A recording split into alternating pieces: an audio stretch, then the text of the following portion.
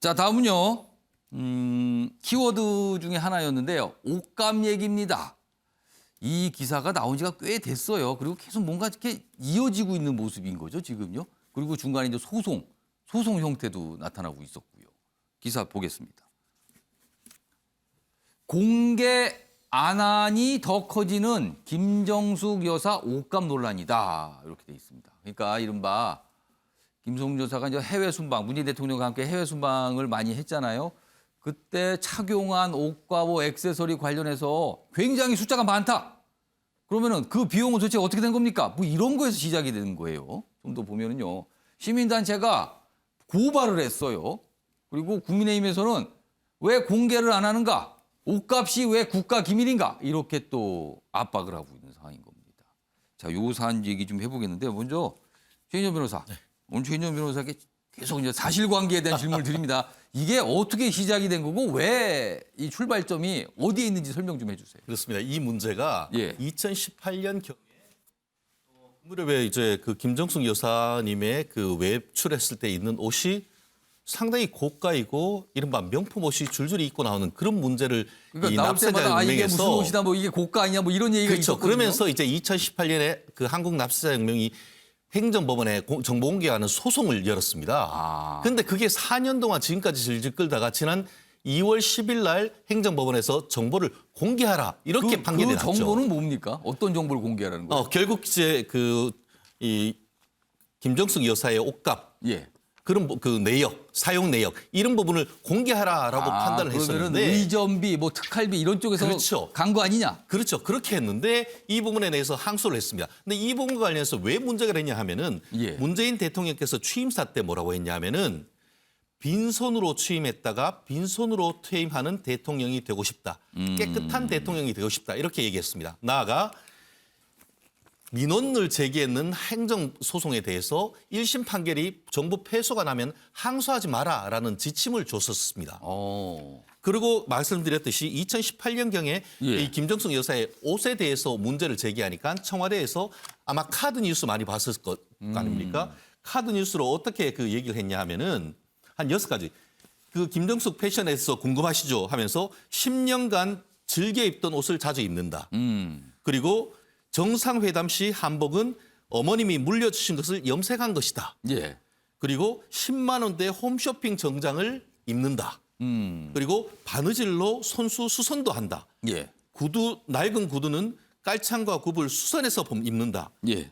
그렇게 얘기를 하셨는데 예. 이번 그 판결이나 이런 걸 해설 보면은 오늘 뭐 신문 기사에서도 났습니다만 공식 석상에 언론 보도된 것만 해도 코트가 24벌, 롱재킷이 30벌, 원피스가 34벌, 투피스가 40, 합쳐가지고 수백 벌이 이르고 이 그 아까 여기 그림이 나왔던 그 액세서리 같은 경우에 예. 그것도 굉장히 고가, 억대가 넘는 고가고 한두 개가 아니고 수백 개가 된다는 그런 논란이 있어서 패션과 액세서리 전문가들이 이 예. 이른바 네티즌 수사들이 계속 확인하다가 너무 많아가지고 수집하는 걸 포기했을까 할 정도로 지금 많단 말이에요.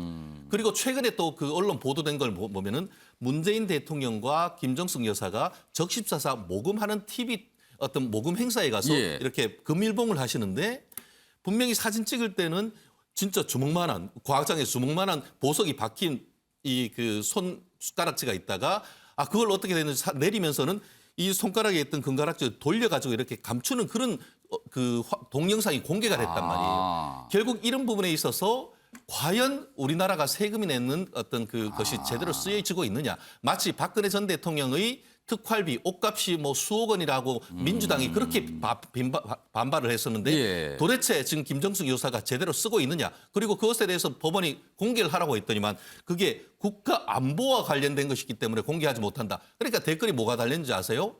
김정숙 여사의 옷의 단추에 사드 발사 버튼이 달렸냐. 이런 지금 댓글이 지금 쓰여지고 있는 그런 상황이 된 겁니다. 그러니까 지금 뭐 한간에서 막 나오는 어떤 논란 이런 걸 좀 정리해 주셨는데 그러니까 김정숙 여사가 해외 순방 등에 착용한 옷 가지수가 좀 많다. 그리고 액세서리도 숫자가 좀 많다. 그런데 그게 과연 비용이 비싸 보이는 옷도 있다. 근데 청와대는 그거 비싼 거 아니다. 뭐 스스로 뭐 수에서 입고 하는 이런 옷이다. 그러니까 비용이 얼마 안 된다는 설명. 아니다. 이거 비싸 보인다는 설명. 이게 좀 맞선 거죠. 그러니까 중간에 그렇다면은요, 이거 의존비 등등해서 나갔을 때 그 의존비 공개하세요라는 소송이 있었는데 1심에선 공개하라고 했는데 청와대가 그걸 받아들일 수 없다 해서 항소한 상태인 겁니다. 지금 이렇게 진행이 됐다는 거죠, 지금요. 자, 배종호 교수님. 네. 이게 어떻게 보면은 이게 국정과 관련이 된 건가 싶기도 하고 아닌 건가 싶기도 하고 뭐 이러거든요. 그동안 논란이 쭉 이어졌는데 이거 좀 어떻게 보고 계십니까? 일단 저는 개인적으로 예. 대통령 부인의 옷값, 의전비 등이 논란이 되고 있는 이 현실에 대해서 굉장히 유감으로 생각을 합니다. 예. 대통령 부인이 이제 공적 업무를 수행을 해야 되지 않습니까? 국가 외교 무대에 같이 대통령과 함께 외교적인 업무를 수행을 해야 되기 때문에 당연히 뭐 품위 유지를 위해서 뭐 옷이라든지 또는 뭐 여러 가지 액세서리라든지 이런 부분 이제 지원이 돼야 되는데 문제는 이제 국민의 눈높이가 과거와는 좀 달라진 것 같아요. 엄격함을 좀 요구를 하는 것 같아요. 그래서 정보 공개를 요구를 했는데 청와대에서 일단 거부를 했지 않습니까? 그래서 행정소송까지 해가지고 법원에서 공개해라. 1심에서는 공개하라고 한 거죠. 1심에서는 이제 판단을 내렸지 않습니까? 저는 개인적으로 그렇다면은 청와대에서 일단 법원의 1심이지만은 판단을 좀 존중해서 투명하게 공개하면은 모든 논란이 종식되지 않겠는가. 그래서 좀 이 기사가 나온 거군요. 공개를 안 하니까 더 논란이 커지는 거 아니냐 이렇게 좀 썼네요, 이 기사는. 그렇습니다. 그래서. 지금 이제 뭐 청와대는 항소하고 그리고 이제 대통령이 떠나면은 이건 이제 대통령 기록물로 지정이 되면은 뭐 그렇다고 합니다. 최장 15년 그리고 사생활 같은 경우는 이제 30년간 공개를 못 한다고 해요. 그럼에도 불구하고 계속해서 이런 문제가 구설수를 낳을 수밖에 없는 그런 상황 아니겠습니까? 여기 나온 대로 공개 안 하니까 더 의혹만 또 증폭될 수밖에 없는 이런 상황. 그래서 이 문제를 일거에 정리할 수 있는 문제가 뭘까? 제가 좀 개인적으로 고민을 했는데 이게 지금 뭐 의전비든 특활비든 어쨌든 국가의 공금으로 국민의 세금으로 지원된 것이니까 다 그냥 떠날 때 국가에 반납하면 일거에 다 정리가 될 것 같아요. 반납한다는 의미는 공개한다는 의미입니까? 아니, 일단 반납하는 거죠, 그냥. 특활비나 의존비에서 남은 돈을요? 아니, 노노노. 지금 의상비를 왜 국가로 국비로 지원을 받아가지고 개인이 가져가느냐라는 논란까지 지금 제기를 하고 있거든요. 그런데 공적 업무에 나는 썼고 이제 임기가 끝났기 때문에 역할이 끝났기 그럼 때문에 그 의상과 액세서리를 한다. 말씀하시는 거네요. 그렇습니다. 저는 이제 그 얘기를 좀 하고 싶고요. 그리고 두 번째 또 강조하고 싶은 부분은 분명히 공적 업무를 수행을 해야 되니까 의상비 등은 지원을 해야 된다고 생각을 합니다. 그래서 만약에 그런 규정이 좀 미비하다면 차제에 그걸 좀 현실화시켜서 그것도 좀 명확하게 좀 규정을 하자. 좀 필요하다라는 얘기를 덧붙이고 싶습니다. 자, 윤희석 전 대변인. 대통령 배우자는 공무원이 아니에요. 그래서 편한 예로 미국의 예를 들면 미국의 영부인은 퍼스트레이디는 의상비를 본인이 냅니다. 본인이 내고 예를 들어 협찬을 받거나 과하게 그럴 수가 있잖아요. 그런 걸 면밀히 백악관에서도 보는데 나중에 기증을 해요.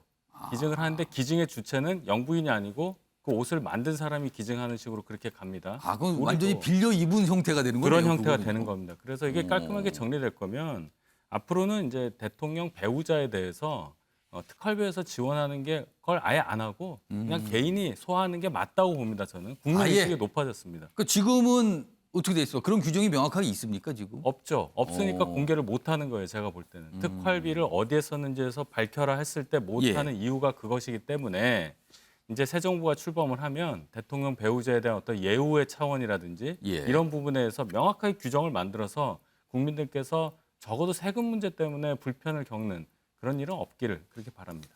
정은혜 의원께서는 어떻게 보셨습니까? 네, 그 옷이라는 건 뭐 여러 가지 기능을 하죠. 우리가 좀 편안하게 안전하게 또 입을 수 있는 것이기도 하고, 그리고 영부인의 옷이라는 거는 메시지를 담고 있습니다. 그렇습니다. 그렇기 때문에 다른 나라 정상들을 방문할 때, 특히 김정숙 여사님 같은 경우는 이제 뭐 에코백을 들고 가신 적도 있고요, 재활용백을 들고 가셨다든지, 아니면 중소기업에서 만든 가방을 들고 가셨다든지 하면서 그 가방의 홍보 효과를 또 누릴 수도 있었고요. 네, 그리고 그런 뭐 같은 옷을 여러 번 입기도 하셨습니다. 그래서 이런 상황에서 물론 제도적으로 좀 보완이 될 문제들은 저는 있다고 봅니다. 과거에도 영부인들은 존재했고 그 영부인들이 입었던 의상, 옷들에는 또 어떻게 비용이 지불되었는지에 대한 정확한 지금 통계가 나와 있지 않기 때문에 그런 건 알려진 게 없네요.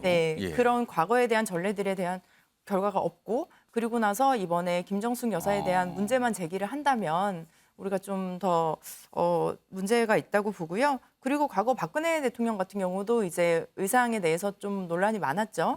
하지만 저는 박근혜 대통령이 뭐 그렇게 화려하게 옷을 입고 외국 정상들을 만나는 것에 대해 문제를 제기한 적은 없습니다. 그래서 그런 때에 맞는 또 장소에 맞는 옷을 입었던 것이고 이것이 비용이 얼마다 하는 부분들은 우리가 체계적으로 좀 제도화를 만들어서 앞으로는 물론 그 영부인이 뭐 미국 같은 경우와는 좀 다를 수는 있겠지만 우리는 제2부속실에서 이렇게 또 어떤 의정 같은 것들도 받고 계신 분이기 때문에 어떤 그런 절차들 그리고 적법한 어떤 것들을 만들어야지만이 이후에도 다음 대통령에게도 그런 기준이 또 적용이 되지 않을까 싶습니다. 최인영 변호사가 발언 기회 요청하셨어요? 한 1분 드릴게요. 30초만 얘기할게요. 마치 박근혜 전 대통령이 무슨 옷을 많이 입은 것 같은데 지난번 그 대선 때 아침에 그 투표하러 갔을 때 그 약간 청색 계열의 옷을 입었었지 않습니까? 그때. 그렇습니다. 근데 그걸 가지고 민주당 지지네 뭐 그런 얘기를 했는데 파란색 계통이다. 알고 봤더니만 그 옷이 탄핵을 당해서 청와대에서 나올 때도 입었고 그리고 그 투표할 때도 입었고 이번에 그 서울에서 대구로 내려갈 때도 입은 게 그 옷이었습니다. 결국 일국의 대통령도 입었던 옷이 하나밖에 없었던 거예요. 그걸 어떻게 여기하고 단순 비교를 합니까? 자, 이 옷값 논란을 보면요. 앞서서 이제 패널 분들 중에서도 이런 말씀하셨는데 우리 사회가 특히 정치 상황과 관련해서는 너무도 분열된 게 아닌가. 그러니까 상대를 향해서 굉장히 날카롭게 다룬다는 거죠, 항상. 서로를 향해서. 그런 과정에서 이것도 이렇게 또 논란이 되는 게 아닌가. 뭐 이런 시각도 존재합니다.